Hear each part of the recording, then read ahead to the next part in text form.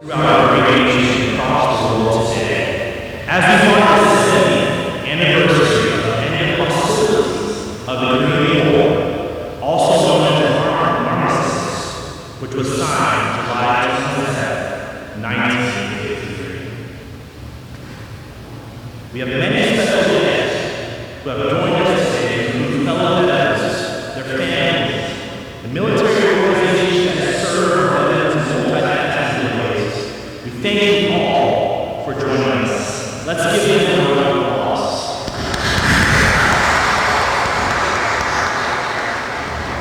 Also, this event is not possible without this wonderful venue. Thank you to the chief actor and your team of Carter and Arkansas military history for all the preparation and hard work in making this ceremony possible.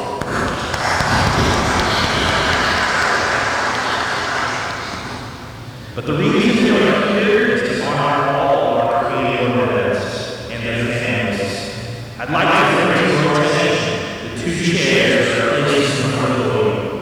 The first chair is in honor of our Gold Star families.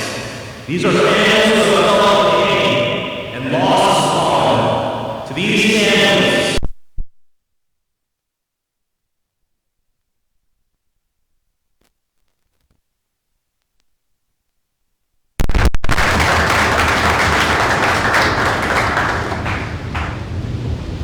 those who have served and those currently serving in the uniformed services of the United States are ever mindful that the sweetness of enduring freedom has always been tainted by the bitterness of personal sacrifice. We are compelled to never forget that while we enjoy our daily pleasures, there are others who have endured and may still be enduring the agonies of pain, deprivation, and imprisonment. The empty chair to my right recognizes our POWs and MIAs that are unable to be with us today. Please join me in a moment of silence for those POWs and MIAs.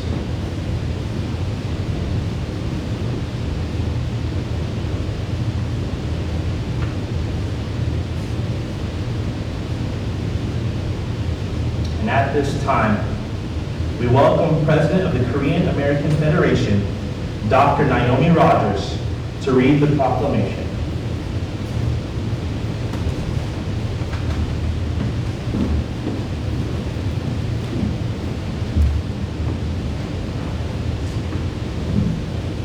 To all whom these presents come, greetings. Whereas the United States and the Republic of Korea forged a deep alliance through their shared sacrifice in the Korean War. Nearly 2 million Americans and more than 6,000 Arkansans fought alongside their Korean and United Nations counterpart to defend liberty in the Korean Peninsula from the communist threat. Whereas the state of Arkansas remembers the Korean War and honors the Korean Armistice at the Arkansas Korean War Veterans Memorial in Little Rock's MacArthur Park. The name of the 461 Arkansans killed in the Korean War are inscribed in the memorial, which was funded largely through contributions from the Republic of Korea. Whereas the Republic of Korea continues to be a close economic, military, and cultural partner of the United States, and especially the state of Arkansas. Korean Americans are an integral thread in the tapestry of American life and help foster close connection between our two nations. American service members continue to serve in the Republic of Korea alongside their Korean partners. Whereas this year marks the 70th anniversary of the Korean Armistice, a day for both celebrating the end of hostilities and mourning the loss of life among the Korean and American populations. Whereas the memory and legacy of America's Korean War veterans continue to this day, and the United States has an obligation to honor these heroes and remember their service to our nation, to the Republic of Korea, and to the freedom of the human race. Now, therefore, I, Sarah Huckabee Sanders, Governor of the State of Arkansas, by virtue of the authority vested in me by the laws of the State of Arkansas, do hereby proclaim July 27th, 2023 as Korean Veterans Armistice Day in Arkansas.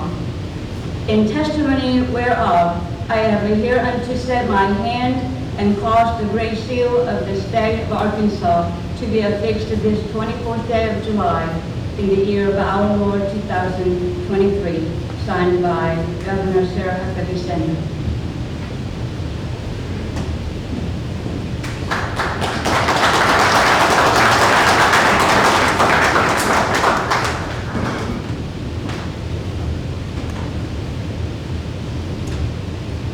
At this time, we ask the Consul General, Young Ho Jung, to please now step forward in talking to us.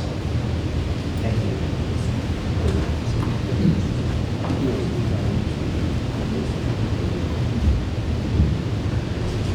Ladies and gentlemen, distinguished guests, on the occasion of the 70th anniversary of the Armistice of the Korean War, I consider it an honor to have the chance to greet all of you.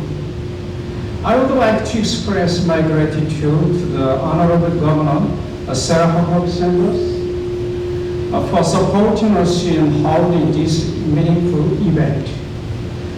My heartfelt appreciation also goes to the Secretary, Kendall Pan, and the Secretary, the General Staffs, for their help in organizing.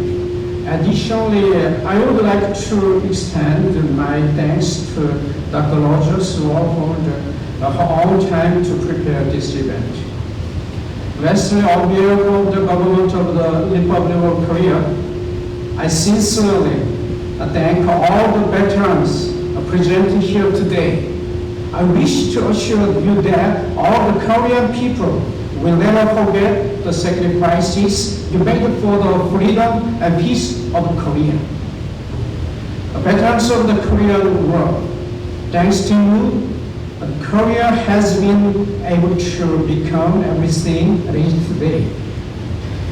Korea has become the world's 10th largest economy and the 6th greatest military power, as Korea's role in the global arena has been growing.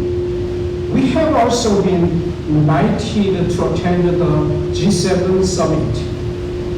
The Arab-US alliance, based upon our mutual defense treaty, made all these things possible by providing a secure environment for Korea to thrive in the shared values of freedom, democracy, and market economy.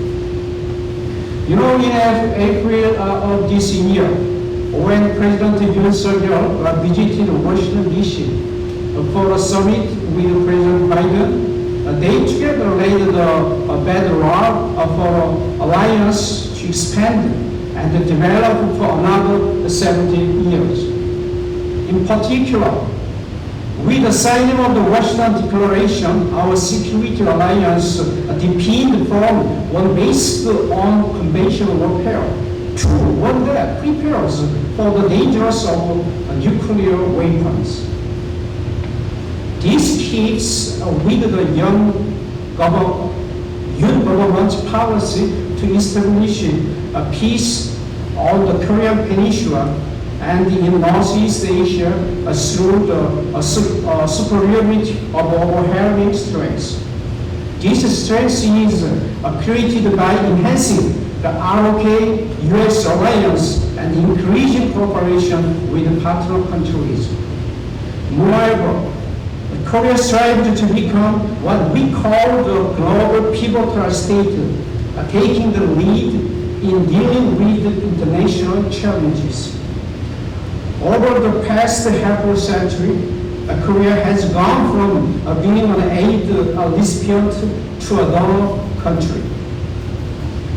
We will continue to contribute to the international community in line with our economic status and in partnership with our great friend countries, including the USA.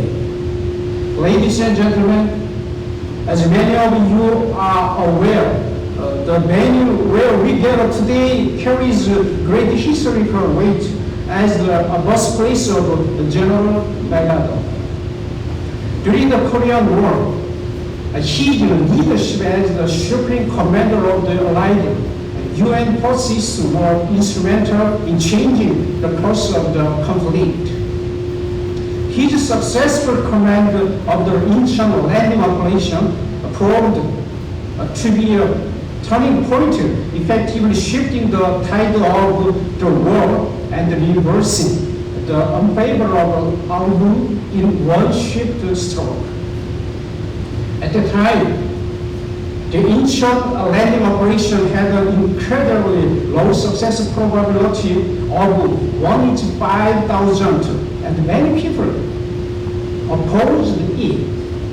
However, under the command of General MacArthur, the forces of both South Korea and the United States risked their lives to achieve a miraculous victory. Now in Incheon City, there is a statue of General MacArthur in remembrance of great victory. The people of South Korea often visit this place and reflect on the importance of freedom and the value of Korea-US alliance. The alliance between our nations continues to resonate strongly even today. I have no doubt that our alliance has the power to create another miracle on the global stage in the future. Absolutely. The ROK-US alliance will expand the international solidarity of freedom, peace, and prosperity. Once again, I sincerely thank all those who fought to protect the freedom and democracy of the Republic of Korea. Your proud legacy of dedication and courage will always remain in our hearts. I wish all of you good health and happiness. Thank you. God bless you.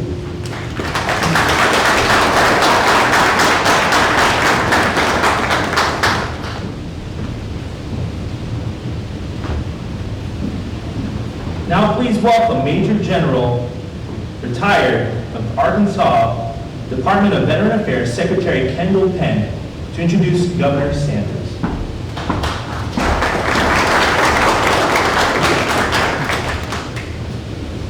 Well, good morning, everybody. It's my honor to announce our next speaker, Governor Sarah Huckabee Sanders, the 47th Governor of Arkansas.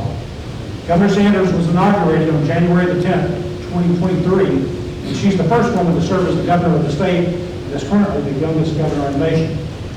She's previously worked in leadership roles for U.S. senators, governors, and presidential candidates, including Senators Tom Cotton and John Bozeman of Arkansas. Most previously, Governor Sanders served as White House press secretary for President Donald J. Trump from 2017 to 2019. A trusted confidant of the president, she advised him on everything from press communication strategy to personnel policy. Governor Sanders was the only third woman and the very first mom to ever hold the job of White House press secretary. Since taking office, Governor Sanders has enacted bold transformational conservative reforms, including the Arkansas Learns Act, a sweeping overhaul of Arkansas education system, including higher teacher pay and universal school choice, public safety reforms to invest in prison space and to get repeat offenders off the streets, tax cuts to give more taxpayer money back to Arkansans, the Natural State Initiative to grow Arkansas's outdoor economy, and reforms to streamline state government. Governor Sanders lives in Little Rock with her husband Brian, their children, Scarlett, Huck, and George, and their golden retriever, Trevor. Please help give me a warm welcome to my boss, our governor, and a great friend of veterans, Governor Sarah Huckabee Sanders.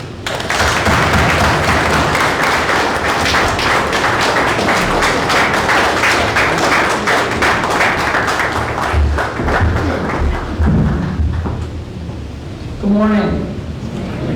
Thank you, Secretary Penn, for the very kind introduction. And thank you to our Consul General for coming all the way up from Houston. Thank you, General Stubbs, for being here this morning. And I would be remiss if I didn't say a quick hello to my good friend Floyd Brantley, who I know we're going to get the honor and privilege of hearing from here in a few minutes. And of course, and most importantly, thank you to our veterans and our service members for joining us here today to mark 70 years since the signing of the Korean Armistice Agreement. To an outsider, Little Rock, Arkansas might seem like a strange place to honor the end of the Korean War. But Arkansans know the deep connection our capital city has with that conflict and the Republic of Korea. This memorial is part of it.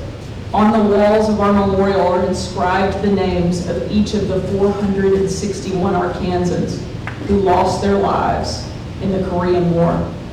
The statues remind us of the much larger group of Arkansans, more than 6,000, who answered the call to defend our Korean allies 7 decades ago. But the monument is just one small part of our connection. If you take a walk down Little Rock's riverfront, you'll come across a traditional Korean gate and garden. It was built by Korean artists and placed there by the founder of the American Taekwondo Association, who actually put his headquarters right here in Little Rock, in large part because of the Arkansas geography reminded him so much of his home country. Central Arkansas is also home to a large and growing Korean population. And of course, we are proud to be here with some of the veterans of the Korean War who live in the natural state. Our commitment to these brave soldiers is boundless. It's amazing to watch our state's relationship with the Republic of Korea blossom, especially because 70 years ago, that future was not so sure. The statue at our memorial depicts American soldiers and Korean children who in 1953 inherited a country almost completely destroyed by conflict. And yet today, the Republic of Korea is one of the wealthiest, most advanced countries on the face of the earth. Out of ashes, those children created a miracle. I had a chance to visit Korea as part of the official U.S. delegation to the 2018 Winter Olympics. I love sports and I love America, so for me it was the trip of a lifetime. Our trip, however, was overshadowed by the escalating conflict with North Korea. Between bobsledding and curling, I was typing out statements announcing the toughest sanctions against the regime we'd ever placed. And I think that serves as a good reminder of what we're honoring here today, because armistice is a double-edged sword. While we celebrate that the Republic of Korea is now a flourishing, prosperous democracy, we mourn the fact that half of the Korean peninsula still lives as slaves to a communist regime. While we celebrate peace, we mourn the devastation the conflict wrought on Korea and the Korean people.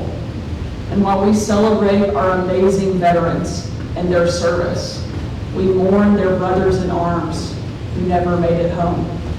Today is a day for both joy and sorrow. But while we carry these competing emotions in our hearts, I think we can all agree on one thing. In Arkansas and in America, we will always honor our veterans, their service, and their sacrifice. They saved a nation from the shackles of communism. They put their lives on the line to defend the homeland. And when they returned to this country to be fathers, grandfathers, workers, and businessmen, they were the engine behind the greatest era our country has ever seen. To those veterans, thank you. Our state, our nation, and the entire world are forever in your debt. Thank you for allowing me to be part of this special event today, and God bless you.